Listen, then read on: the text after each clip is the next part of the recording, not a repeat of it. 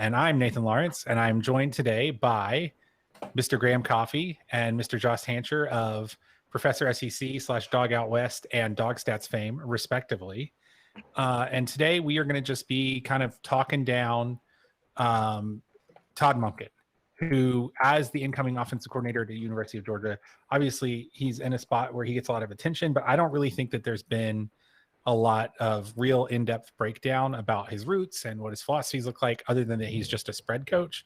So we are going to attempt to sort of like really get into the nitty-gritty tonight. It's good to be here with you boys. How are we doing? Heck yeah, go Dogs. Thanks for bringing us in. I'm pretty excited. I know you guys have been working behind the scenes, and we've heard a lot from the offense this week and talking about explosiveness. So I'm happy to dig into Graham's research and y'all's background that you've got cooked up for us. Yeah, absolutely. Yeah. Doing great. It's exciting to get deep into Monken. It's made me more excited for Georgia football to see some of the things he's done in the past and imagine guys wearing red and black doing those same things. So, I'm happy. Yeah. All right. So I guess I will start us off with just a sort of, Graham and I have been working on and this, I don't know if we're tipping our hand here, but we've been working on a piece for Dog Sports for this. And this is sort of, I would consider like the companion intro to our Dog Sports piece. And I think one of the problems with offensive coordinator changes is that there's sort of informational black boxes, right? Like you can have a lot of good tape on what the offensive coordinator did a previous spot or what his influences are, but ultimately you don't know what's going in. And so I think we sort of have to like sort of fill in what it's going to look like by filling in around it and looking at the shape of the blank. It is very much a black hole, right? And so the way I approached this was that I did quite a bit of like biographical research on Monken's roots. So I'm just going to run down that real quick for our listeners. And then I guess you guys can just sit here and listen to my wisdom. Beautiful. So Tod Monken first got his start in football coaching as a GA at Grand Valley State. Now, this is where we get into like, we're immediately diving into like my like big brain Pepe Sylvia, like theories that probably aren't borne out by real research. But this is my thought about that Grand Valley State stop. At Grand Valley State, he's under a guy named Tom Beck, and he overlaps for 2 years at Grand Valley State with the defensive back coach whose name was Brian Kelly. Okay. The Brian Kelly? Yeah. That Brian Kelly? Yes, the Brian Kelly. So Tom Beck, not Tim Beck. Tom Beck gets the offensive coordinator job for 1 year at Notre Dame after his stay at Grand Valley State with Tod Monken, and he takes Tod Monken with him as a GA. Kelly takes over as a coach, as the head coach of Grand Valley State. Now, Tom Beck's not really important. He washes out I'm sure he's important to someone like his wife and kids or whatever. He's not important to this story. He washes out at Notre Dame after 1 year, very unforgettable 9-3 year with Lou Holtz. But what is important is that Brian Kelly, now the coach of Notre Dame, credits Tom Beck as like the root of his offensive coach tree. So my first sort of point of comparison is that I think that if you look at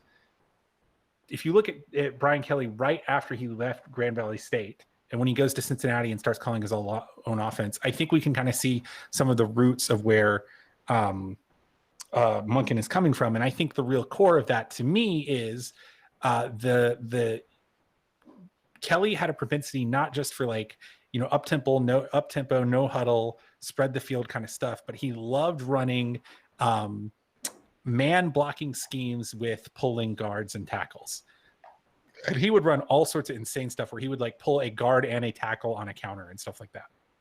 And so I doubt that UGA is going to be man blocking this year, because that really hasn't been there. That hasn't been what most people do for the past 10, 15 years. But I do think that pulling guard offensive or running back action is really important to Tod Monken. After GVSU, Monken goes to Louisiana Tech with a guy named Jack Becknell, who is now the offensive line coach at Auburn. Becknell was also the co-offensive coordinator and running game coach under Phil Longo at Ole Miss. So that influence leads me to believe that we're going to have and this kind of ties into a lot of what Graham was talking about, but like Phil Longo and that tree is very much the like downfield passing, air it out, run the tight end seam on like every play just in case it's there kind of tree. And I'm not saying we're going to go Phil Longo like 150 plays a game and throw down the field every play, but I do think that that's there. And I also think that Bicknell is under that tree of like inverted veer, sort of like inside trap offensive line play. So I would not be shocked to see, for those of us who care about offensive line play, a much different set of sort of like I don't know, interior blocking than we're used to seeing. James Coley and God, I forgot the guy before James Coley's name. I hated James Coley. What? Chaney. Yeah, Coley and Chaney both were inside zone dudes. And I can't find a lot of evidence. I mean, I know that he'll run inside zone, but there's not a lot of evidence that like inside zone has anything to do with what Monken says. And in fact, his influences are probably more in like the inverted veer, like trap game, and like outside power game than they are in the inside zone. So finally, and most famously, we get to, I think, a lot of what Graham is going to talk about, where Monken is the OC under Mike Gundy for 2 years. And the specific concept that I'm interested to see. That Mike Gundy? Yes, that Mike Gundy. The specific concept that I'm interested in the Mike Gundy years and the influence on Monken is in 2015, there was this huge coaching clinic breakdown of Gundy's offense at OSU. And this was like, I guess, 2 years post Monken. But one of the things they highlighted the most, and this is from the Monken years, and because I watched this whole boring tape, is that Gundy really likes what's called the spot RPO. So basically, it's where you read one side of the field, and the quarterback has the option to either keep the ball or throw to 2 or 3 different option patterns to one side of the field. That's a long way of saying that I can find no evidence in this guy's coaching background that says that UGA's offense is going to look anything like it did last year. And I think that there has been a lot of concern among UGA fans that Kirby is going to stick his hands in this offense, and he very well might. But Monken just doesn't run a lot of the same plays UGA ran last year. Like the basic concepts of what he does as an offensive coordinator are at odds with the Georgia offense that we've seen for the past ever. And I don't know that Tod Monken would have taken the job if he thought he was going to have to run what we've been running in the past, because there's no evidence that he's ever done it, really. I mean, from what I can tell historically. So that brings us to the actual tape. So Graham, do you have like some, I think you have some cut-ups of stuff that you want to talk about. Yeah. So Josh, if you want to throw that first play from Southern Miss Alabama on, we're going to look at plays from Tod Monken's time, both with Southern Miss, where he was the head coach in 2014 and 2015. We're also going to see plays from his time with the Tampa Bay Buccaneers and back at Oklahoma State under Mike Gundy when they were just this far away from a national title appearance. So first and foremost, Monken runs a true spread offense. And so there's a lot of misnomers, I think, about what a spread offense is. And really all a spread offense is just it's a way of aligning your wide receivers and tight ends in relation to your offensive plan. It is not necessarily about being up tempo, heavy passing, et cetera, et cetera. And that word gets thrown around a lot to describe different offenses. There are also some air raid DNA in the Monken playbook. And really where that kind of translates is you're going to see a lot of little short passes and screen game that kind of substitute for a run play but function much the same. Right. So on this play we're looking at right here. Yeah. So just break us down here, because this doesn't look abnormal to back to Nathan's point that this looks like a Georgia lineup. So just tell us the difference, if it's nuanced or not, or maybe this is just a standard 10 personnel. Is that right? Is it 10 or we're in 11 right now? 11. Yeah. Okay. Yeah. I see the tight end there. 11 personnel. I mean, the biggest thing you're going to notice is this wide receiver right here that's standing on the 1st and 10 marker. He is set pretty far back. Tight end is standing up, which you haven't really seen much at Georgia since probably the days of Orson Charles in the early 2010s. So yeah, I mean, this is not groundbreaking stuff, but he uses his receivers backed off from the line of scrimmage as a mechanism to create space. And so we'll see more of that as we go. If you want to throw up that next clip, Josh. Yep. All right. Yep. They see it, but you don't, but here it comes. No, that's fine. So we've got a 5-wide set, and you're in a 3-by-2 alignment. The thing that, again, if you go back and look at a lot of Georgia offense over the last few years, you're going to see the receivers, particularly the outside receivers, are going to be right up on the line of scrimmage. On this play, you're going to see guys backed off. And then basically what you're trying to do, obviously, hence the word spread, is just spread out these defenders, spread these linebackers out of the middle, and create enough room up the middle to have a quarterback draw, have a slant game. You know, it's a lot about the quick game with Monken. So so down here at the bottom, your circled guy at the bottom here, is that a running back? So this is 10 personnel, or is that a wide receiver and we've gone 0? I'm just trying to highlight that he's off the line of scrimmage. Okay. Georgia offense over the last few years, more often than not, you'll see if anyone's off the line of scrimmage, it's gonna be the slot guys, and they're gonna be just barely off the line of scrimmage. You normally see a George Pickens lined up right on the line. So just a little bit different look. Well, the cool thing for me and what I'm learning from you is cool, because I've been crunching, stats, and I started going down like which formations were more productive, and we were basically all 11 personnel for the last 2 years.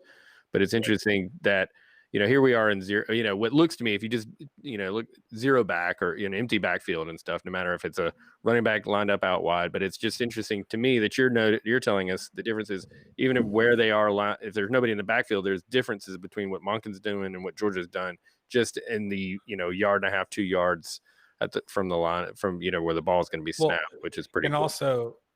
Also, this is a good example of his horizontal spacing. So going from number to number has not really been Georgia's way. Georgia has not formationally spread the field traditionally. I mean, we will go 4 wide, but generally speaking, a lot of times we don't target the inside routes. That's just not the emphasis in our QB room. And B, a lot of times those inside routes aren't even active. So you have basically dummy routes for the inside 2 guys. So you're really only running a 2-man concept on one side a lot of the time. And so truly, even and this is what we're describing right now is, I know if you are a football wonk, this is sort of 2014 kind of spread concepts, but that's how far behind Georgia is in a lot of ways. Just the idea that you have a 2-man concept on one side that you read on the left, and on the right side you have a wide receiver screen, and you just run that just in case everything blows up on the other side, or just in case nobody lines up. That's something that Monken will do constantly, and it's something we saw actually a little in the Sugar Bowl. We saw that 2 or 3 times on that action. I think that's Matt Luke's influence. We can talk about that later. But I mean, I think they're just going to be some basic football things that UGA fans are not used to seeing from Silver Britches that you're going to see this year. I mean, just spread formation. I mean, literal, true spread, physically spread formation that we've never seen. Yeah, 100%. And I think if you look at Monken's history and you sit and watch plays full of games that he's run, you're going to see a ton of really, really ingenious 2-man game. And so this play that we were talking about earlier, and even this play that Josh has up on the screen right now, those guys being a 1.5 yards, 2 yards back from the line of scrimmage, it doesn't look like a huge deal, but it's all a part of the mechanism of creating space. And in action, when the play is called, it actually will create enough of a difference to be the difference between somebody being open and somebody being covered. Josh, can we go to the play against Nebraska when it's 3rd and 10, first quarter, 13:54? All right, let me stop presenting here. Stop sharing. All right.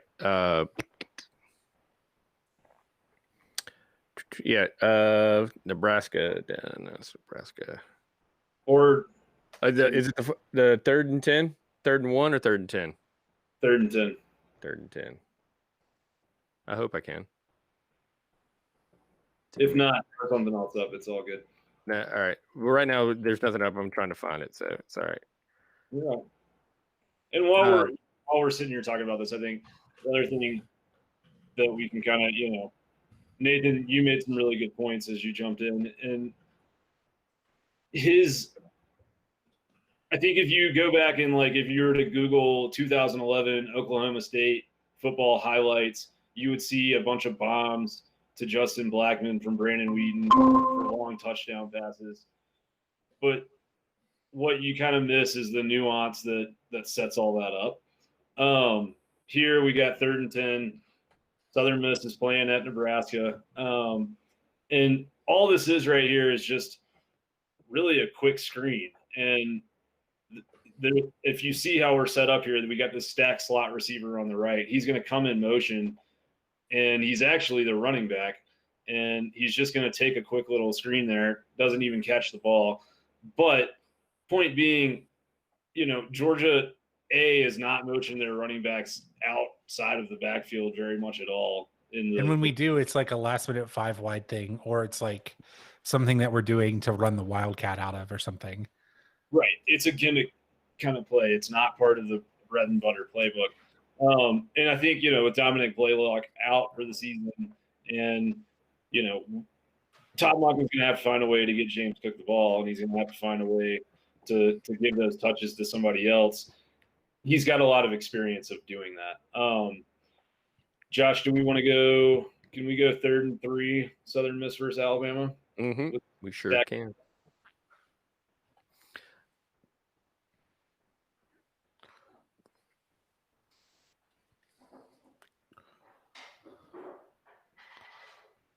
A lot of windows open.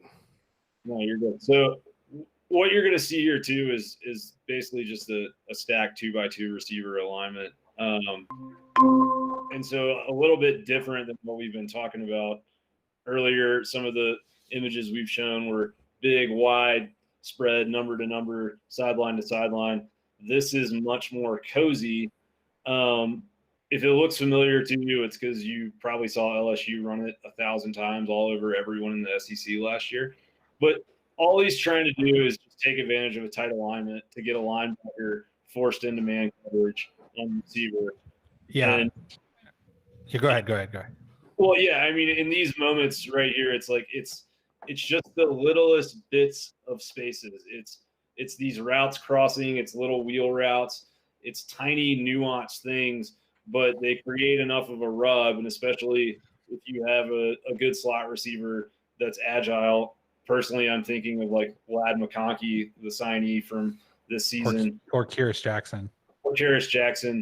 It's a really great way to convert a 3rd and 3 instead of doing something predictable and, running the ball up the middle and telegraphing what you're doing to everyone in the stadium. It's like he's got a lot of good short yardage packages. And all of this stuff forces people into the box, and it forces safeties downhill. And pretty soon you've got your best receiver lined up one-on-one with no safety help, and that's when it really starts raining on the opponent's head. Well, I think to also bring up something from LSU is that Gundy, I don't think he calls it this, but there was a big write-up about this thing LSU did last year that they that they adapted from the Saints, which was Lucy, which is this concept of it's basically like a slant option route where you have a lot of times it's stacked 2x2 and you have your inside guy run a slant. And if he picks up a linebacker, he has 5 options. And that kind of sort of option-based quick game is something that has been totally absent. Are we going to talk about the 4 verts? Yeah, you got to give me 10 seconds here. Yeah. Okay. Well, can we just wax rhapsodic about the concept of 4 verts real quick?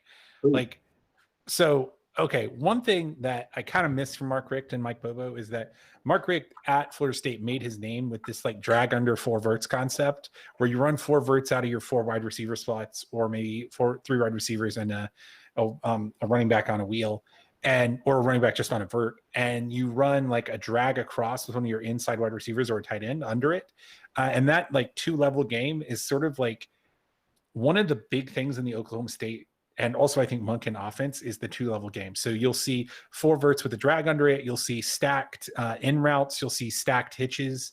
And the key to 4 verts is that you're basically putting maximal stress on the defensive backfield and just accepting that you're going to stress your offensive line.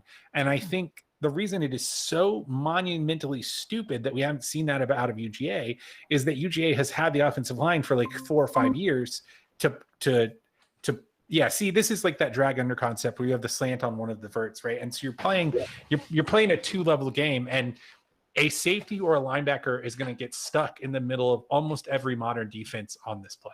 And what's really interesting is, correct me if I'm wrong here, Nathan, but you said Monken's DNA goes back to he was a wide receivers coach first and foremost, right? Right. Yeah, he was wide receivers and DB. He played quarterback though. So if you watch this play that Josh has on loop for us here, like it's really, really good receiver coaching. That outside receiver up on the top basically runs straight at the Nebraska safety, number 23 there. And pulls him in. Yeah, and he pulls him in, and you can call it a pick play, you can call it a rubber out, but really what it is it's just that split second of hesitation caused. And he's supposed to be manned up on that slot receiver that gets hit with the pass on the little slant, but he's just a split second late because this wide receiver on the top has occupied him.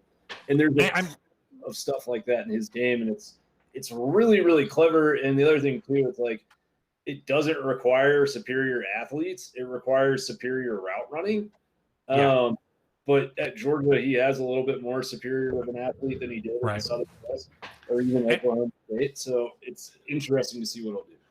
And I think this is a good time as any to sort of rotate on to just like, what does this look like at UGA? And I have a thought that I want to bring up, but then I'm happy to hear you guys as well. My biggest thought is there's a very, if you want to go look up a very good UGA video that is well worth your time, is that there's a really good breakdown from Dane Young at SI. It's on YouTube. It's on his personal channel about the changes that Matt Luke brought to UGA's offensive line in the Sugar Bowl. Yeah. And the reason I think that is interesting is because a lot of Monken's roots are in very complicated, no, I wouldn't say complicated, but more traditional, like sort of almost old school offensive line movement. Not really doing reach blocking. And when you do reach blocking, you're doing 2-level combo reach blocks. And like what that really gels well with Matt Luke, because Matt Luke, Ole Miss was the like pullingest offensive line in the SEC last year. Literally, like the reason that they had such success against LSU was that they were running John Rispomley on like outside power with the pulled guard on like every third play. And I think that the confluence of those two influences from Monken's sort of roots in this sort of like proto Auburn spread / Brian Kelly power movement game, and Matt Luke just wanting to pull every offensive lineman on every play, I think we're going to see some really interesting run blocking schemes, which is weird because we're getting a guy who you think you would more associate with the pass. And I think, like, for one, I want you to keep going, but you've got some running plays. Graham, give me a running play we can queue up that might be pertinent to what Nathan's saying for us. Yeah, so let's do the give me 1 second, sorry. Keep going, Nathan. Well, and whatever he brings up, it's probably going to be relevant, because the point is, when you have, so there's sort of 2 schools of thought when it comes to run blocking, and this is from the outside. This isn't like a technical statement. This is just like when you're just talking about run blocking in general.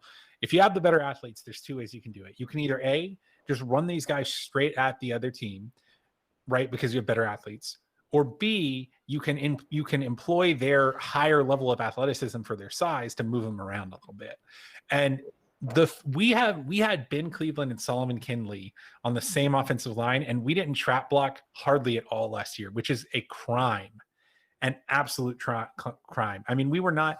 Ben Cleveland is probably the like lightest on his feet 340-pound man in about the history of the earth. Have you got one for us here, Graham? Yeah, so if we can pull up 419 in the first quarter of the Nebraska Southern Miss game. All right. And so I really like this play because you get to see a few things. Let me know when we're rolling. 419 is what play is that? Monken 17. All right. All right. We're rolling on the screen there. I'm gonna present. Yeah, and we can share this real quick, and we're getting a little long, so we could probably come back and do a whole nother episode on running concepts.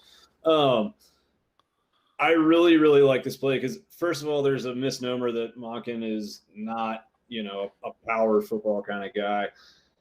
He is very much a power football kind of guy. So you've got kind of a traditional H-back sniffer. You're lined up in the pistol, and then all of a sudden your running back just motions right there to the hip of the quarterback, and boom, good little toss play up top. You'll also notice this receiver up top does a great job of running his guy off.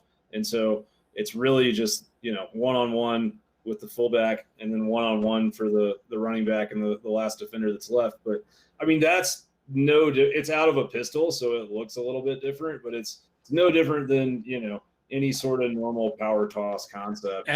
And I don't want to get, again, we really do need to stop because we have been doing this for a minute here, but I don't want to get too in the weeds, but I think the way you're going to see that presented in UGA is that we're going to run outside split zone counter, where we run sort of that like either naked toss or split zone out to the play side.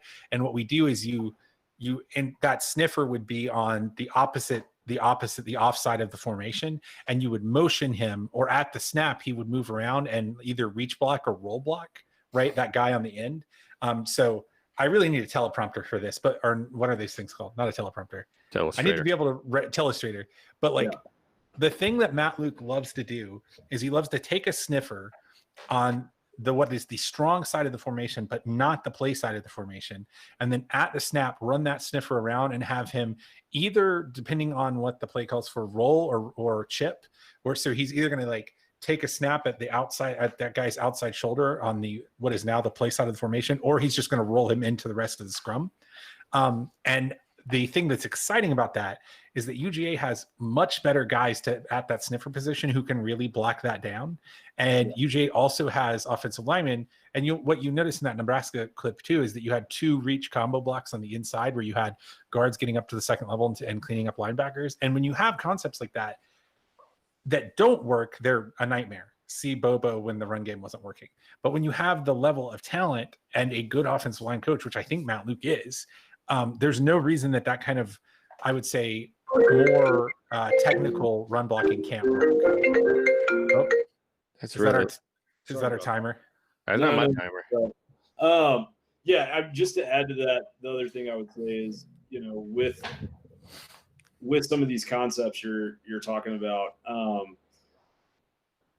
when you couple that with this kind of quick little underneath passing game, and then you add in all of the athletes that Georgia has with a Karis Jackson or Demetrius Robinson or a James Cook, who, in this offense, he could look like he's going out to take a screen pass by motioning out of the backfield, and he may bust ass downfield on a 30-yard post and burn somebody. There's just a ton of weapons for him to work with. And if you look at what he's done without a ton of weapons, it's really exciting to think about what he could do. Before we close up, Josh, Nathan, how do you guys feel like this is going to translate with the Newman news for a JT Daniels or a DeLon Mathis? I mean, he's done it with basically he hasn't had a quarterback that he hasn't had any success with, basically in his whole career. In his whole career that he's been responsible for a quarterback. I don't think it's not a big deal. I think it's a big deal, but I do think that he has the kind of offense that is designed to just work with guys that can throw to a spot. And I think JT Daniels and Newman can throw to a spot. Now, I don't think they're interchangeable, certainly. But I think if Monken gets what he wants and has the latitude to do what he wants, there's no reason that he can't be successful with DeJuan Mathis or JT Daniels, because he's proven that he can be successful against the Alabamas of the world with dudes who were not even 3 stars. Right. And so I'm not saying it doesn't hurt. But I do think that there's a lot of two-man reads. There's a lot of dead receivers in this, right? Where you have two receivers that aren't even active, or they're blocking, or they're running fake routes, or they're chipping, or whatever. And I think this is the kind of offense, and this is not quite a Mike Leach, like throw it to a bucket and don't look at your wide receiver offense, but it is the kind of offense that like you can teach. And I think, I don't know. I mean, I'm not saying that it's not a big deal, but I'm not maybe as worried as some are, because I think that Monken has a proven track record in a way that really Coley and Chaney did not. I mean, if you look at Monken's offenses, starting with Louisiana Tech, where he really started to get some control, other than the Browns when he wasn't calling the plays, he's really never had a failure of an offense. Right. He's had some okay offenses, but I mean, in Louisiana Tech, and like I think I'm going to say 1991, he beat Clemson at the end of like a 10-2 season or something. He almost went to the national championship with Oklahoma State. He had some really good Jameis Winston led Tampa Bay teams. He did some really interesting things with the Titans there. I'm not saying they're going to win the national championship, but if they don't, I don't think it's going to be because of who's starting at quarterback. I think it's going to be from any of the other factors that keep you from winning a national championship every year, right? Yeah. No, and I think the other thing that's interesting is if you've been following some of the position battles on the O-line, there's been some guys that, like Owen Condon appears to be the favorite to start at right tackle right now, who's a 3-star guy and maybe not as hyped as a lot of guys on the roster. And it makes me think probably, some of these concepts that you were talking about, Nathan, with the O-line, he's probably more capable at that than some of the, 4- and 5-star pedigree guys that are on the roster. And that's why he's going to end up in that spot. So it's going to probably change a lot about how Georgia recruits the O-line as well. I mean, I just brought up this play here and because I wanted to touch on what you said. I'm sorry to interrupt, but this is a good play because here is Ryan Fitzpatrick, who was top rated, if not the number one offense in the NFL after losing Jameis Winston with Ryan Fitzpatrick. So with Ryan Fitzpatrick. Yeah, if that doesn't give you confidence that he can do it with any quarterback. Harvard graduate Ryan Fitzpatrick.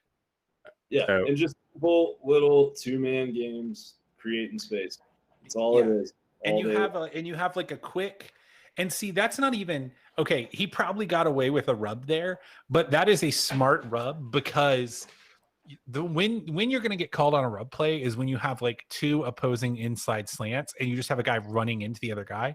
And see, look at this. This is. Can you roll that back? Actually, can you roll that back for me real quick?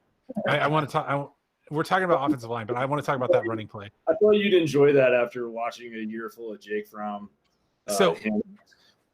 What's great about this is that you don't have any lateral movement on the line, but you have the whole left side of the line does a really great job of reach blocking and moving the line off of the play side. And then you're basically just running I don't even know what you would call that, like a naked bootleg or like a counter kind of like off of that zone action there to your left. And like that is smart. It's just, I don't even know how to classify. I don't have the football vocabulary to really classify what I'm talking about here, but just being intelligent about how you employ offensive line blocking schemes and not just doing them because you think in theory or philosophically that that's what you should do. That's what UGA has been missing.